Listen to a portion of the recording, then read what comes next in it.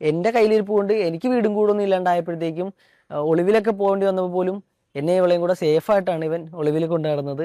തന്റെ പ്രിയപ്പെട്ട കാർ വിൽക്കുകയാണെന്ന് ഗ്രീൻ ഹൗസ് ക്ലീനിംഗ് സർവീസ് ഉടമയും പച്ചവീട് പ്രശ്നേഷ് എന്ന് അറിയപ്പെടുന്ന യൂട്യൂബറുമായ രോഹിത് തന്റെ പ്രിയപ്പെട്ട കാർ സാമ്പത്തിക പ്രശ്നം കാരണം വിൽക്കുകയാണെന്നാണ് രോഹിത് വീഡിയോയിലൂടെ വ്യക്തമാക്കുന്നത്.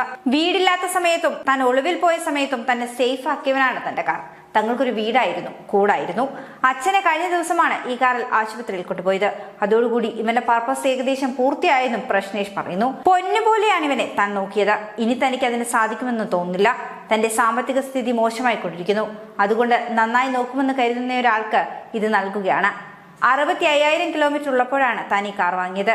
ഇപ്പോൾ 1,05,000 കിലോമീറ്റർ ആയിരിക്കുന്നു.